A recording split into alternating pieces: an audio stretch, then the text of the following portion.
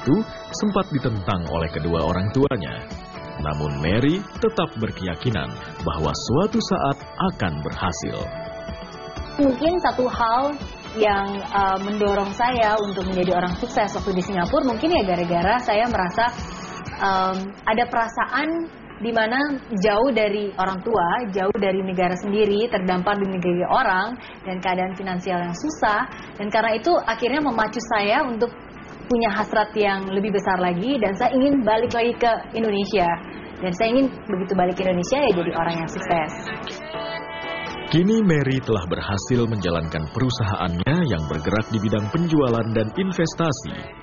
Di hadapan ribuan orang, Mary menularkan kunci kesuksesannya itu dalam berbagai seminar dan pelatihan.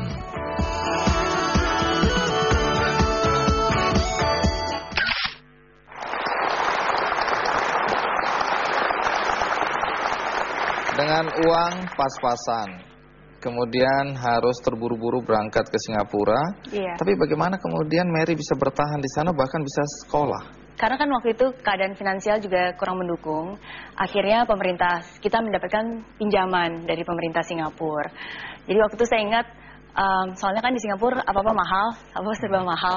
Jadi pas dari Jakarta mau ke Singapura itu papa mama udah nyiapin apa untuk hidup di Singapura. Jadi dibawain beras, garam 1 kilo, gula, super mie 1 kardus, bahkan bawa bantal guling segala macam. Karena emang di Singapura juga susah. Dan akhirnya begitu saya sampai di Singapura pun ya harus benar-benar ngirit. Jadi dengan uang yang ada itu saya harus bisa bertahan hidup hanya dengan $10 Singapura selama seminggu. Jadi, apa yang Mary lakukan di sana? Wah, itu ada trik-trik khususnya. Salah satunya ya harus ngirit makan. Kadang-kadang saya nggak makan. Salah satu yang nggak pernah terlupakan itu biasanya kalau kayak kuliah itu saya bawa bekal.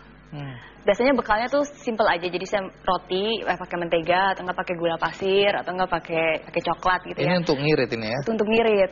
Jadi biasanya kalau udah selesai kuliah kan teman-teman ngajakin, ayo Mer makan gitu ke kantin. Terus jawaban Mary apa? Jawaban saya, ntar dulu deh belum lapar. Padahal udah lapar banget. Udah lapar banget. Kalau diingat-ingat ya emang perjuangannya emang susah. Tapi kok bisa bayar uang kuliah dari mana? Soalnya kan dari pemerintah Singapura mengasih pinjaman, jadi dikasih biaya pinjaman, dan pinjaman itu baru saya bayar ntar setelah lulus. Berapa besar itu? Jumlahnya 40.000 Singapura dolar.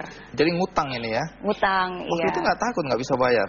Waktu itu nggak kepikir sih, pikirannya ya udah deh asal bisa sekolah dulu gitu, utang ntar belakangan. Lagian kan utangnya baru akan dibayar setelah lulus. Jadi yang penting lulus aja dulu gitu, masalah utang ntar lagi aja. Kuliahnya di mana? Di NTU, Nanyang Technological. Ambil apa? Ambil insinyur elektro. Terpengaruh orang tua ya?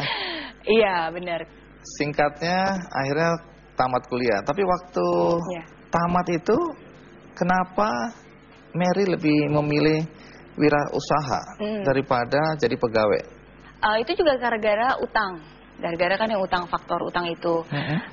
Kan utangnya 40.000. Dan sebenarnya dolar Singapura ya? Dolar Singapura. Karena waktu itu emang keadaan saya kan susah ya. Dan karena perjuangan hidup itu akhirnya saya ingin untuk menjadi orang sukses dan ingin jadi jutawan gitu, punya 1 miliar, 1 juta dolar. Gara-gara utang itu juga akhirnya kan saya saya hitung. Jadi kan saya lihat kalau saya kerja di